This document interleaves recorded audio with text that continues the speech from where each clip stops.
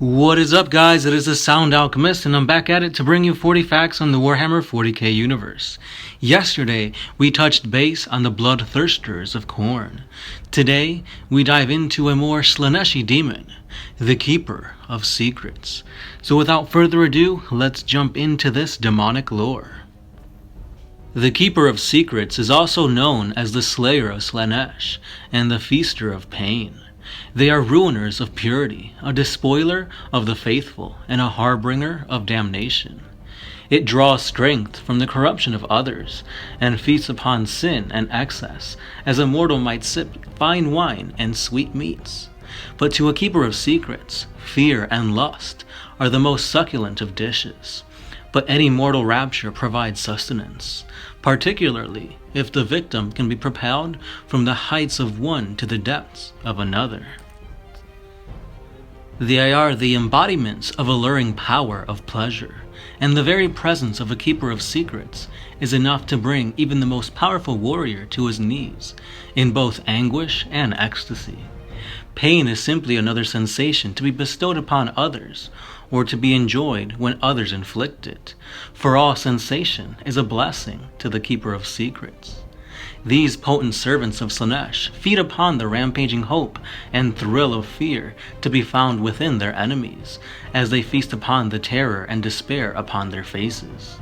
The despoiler of purity, keeper of secrets, are known for taking the noble ideals of others and twisting them to the pursuit of selfish ambitions and self-gratification.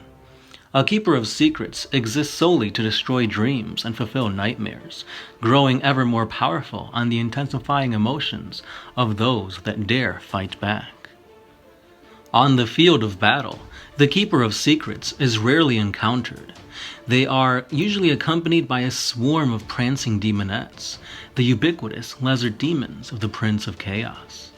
These dance all across the battlefield, singing the praises of their master, and they deal death to the armies of men.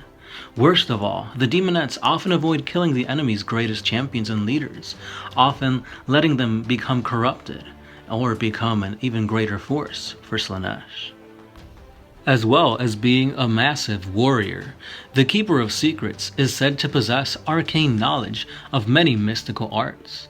Some say that they can hear anything that is said anywhere, in any dimension, and it is this ability that gave them the moniker, the Keeper of Secrets. They have also been known to trade their knowledge for gifts or services. Using the secrets at their disposal, they are able to weave intricate spells of misdirection and mystification, leading the weak to their inevitable doom, and sending the strong on fool's errands. A keeper of secrets can invade the thoughts and senses of its enemies, penetrating their every psychic defense, sending them false visions of glory, stroking their egos, and getting their innermost desires, to lead them to death. And now that we know who and what the Keeper of Secrets are, let's learn about one of the most infamous Keeper of Secrets around, N'Kari. So N'Kari is a demon that was briefly cited as one of the 1,000 demons summoned by the Word-Bearer's chaplain, Erebus, during the Battle of Kalth. Whether this is the same N'Kari who appeared in official Imperial records 10,000 standard years later, it is unknown. But what is known are the origins of this foul Keeper of Secrets. Imperial records indicate that this greater demon was first encountered upon the Imperial agri-world of Geistos. All life on this formerly lush and peaceful world was destroyed during the Geistos cataclysm, sometime during the 41st millennium. N'Kari led a demonic army of fiends and demonettes, which marked the reaching of an alliance between Nurgle and the Dark Prince, Slaanesh. N'Kari was then next encountered by a Grey Knight Space Marine chapter strike force upon the desolate Elder Craft world of Malantai. The chapter's prognosticars had received particularly dire visions, and so they dispatched the strike force to a point in space where no worlds were known to exist. Upon their arrival, the strike force encountered the massive bioacid-scourged hulk of Craftworld Malantai. Though its inhabitants had all been destroyed by an assault by the Tyranids, Malantai was not as empty as it first appeared. Nakari and his demons stalked the devastated world, seeking hidden caches of Eldar spirit stones, and the souls within to consume. With each spirit stone consumed, the might of Nakari increased, and by the time the Grey Knights arrived, his power had increased tenfold, the beast only having feasted on but a fraction of the souls to be found within the vaults of this craft world. Ordinarily, to fight such a foe would be beyond even the Grey Knights, but the wisdom of the prognosticators prevailed, and as they had Captain Pelianus, who had led the Grey Knight strike force, he had many purifiers ready to jump into the battle. The purifiers led the charge as the Grey Knights launched their assault on Nakari and his demonic host. The consecrated flame of their incinerators preceded their advance. The cleansing blue flames roared through the halls like a hungry spirit, consuming any demon in its path, leaving those hellspawn that survived ripe prey for the advancing Grey Knights. The Keeper of Secrets was finally cornered within the shattered remnants of the craft world's dome of crystal seers. In a span of mere moments, Nakari's demonic fury claimed the lives of over a dozen purifiers, just as well striking down Captain Pelianus. But before the greater demon could strike the killing blow, Justicar Anvil Thawne sacrificed himself by throwing him in the path of Nakari's spear. Thawne was laid low in his captain's place, his weapon momentarily trapped within the flesh of the fallen Justicar. The surviving purifiers took advantage of this momentary lapse in the fighting and completed their ritual of 12 blood swords, draining Nakari of his stolen power and leaving him vulnerable to Pelianus' death blow. And we finish off this lore with the demon Saer Gleaming. The origin of the greater demon Saer Gleaming is not known amongst the savants of the Imperium who study the dark secrets of demonology.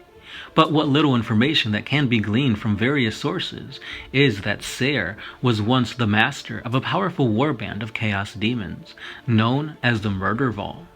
The Dark Prince had formed a formidable host comprised of demons from all 4 chaos gods in order to do a powerful attack on the Eldar world of Lohake in order to obtain souls. Slaanesh ensured that the cooperation of all the other ruinous powers by bargaining gifts and worlds to ensure their compliance. No less than 4 Eldar craft worlds banded together to defend the gateway on Loriak that could gain the demons' entry into this world. The war between the Murder Vault and the Eldar lasted for many, many years, until finally the demons closed in on their prize. The gateway was protected by 3 powerful avatars of Cain. Using great cunning and guile, beasts of Nurgle, known as the Moldkin, attacked the avatars en masse. Distracted by this threat, Saer Gleaming launched on the Murder Vault into a flanking attack and utterly annihilated the avatars. With the prize within their grasp, the demons were ready to enter the webway, but their plans were foiled when the arrival of the new threat in the form of a dark Eldar host, led by a troop of Harlequins. Mired by the Eldar reinforcements, this allowed the Eldar Seer Council to seal the webway portal permanently, denying Slaanesh of his prize. Saer had indeed failed his dark patron in achieving his prize, and he had been defeated by the valiant efforts of the Eldar of Loriak. Leaving his host bloodied and humiliated, Saer's power and influence was left waning. Soon a rival demon prince sought to gain prominence in his stead. A beautiful and cunning demon prince named Corflich Loathheart, sworn to the Lord of Change Zeech, duped the greater demon of Slaanesh into yielding power of the Murder Vault into his hands. He promised Saer Gleaming that he would return the demonic host once it had claimed its millionth soul for his patron god of Zeech. But Saer had indeed been tricked, and he soon found himself imprisoned within the impossible fortress, and the leadership of the Murder Vault fell under Corflich Loathheart's control. And that concludes our lore on the Keeper of Secrets and all of the independent characters that are really hard to pronounce their names. Let me know what you guys thought about these Keepers of Secrets. In my opinion, they're pretty cool, pretty ugly looking, but pretty cool nonetheless. I kind of feel like the whole Keeper of Secrets thing would make more sense for a Zeechian demon to hold, but hey, whatever works, right? Now we covered the Bloodthirsters, and now the Keeper of Secrets. So we've only got 2 more Demons of Chaos to cover before we get into other more hideous things. So what do you guys want to see next? Is it the Nurgle Demons or the Zechian Demons? Let me know in the comments below, and then I'll tally them up and we'll go from there. Don't forget, guys, we do have a Facebook page, an Instagram page, and a Twitter page, so check all those social media sites for more things 40k, as well as more things nerdy.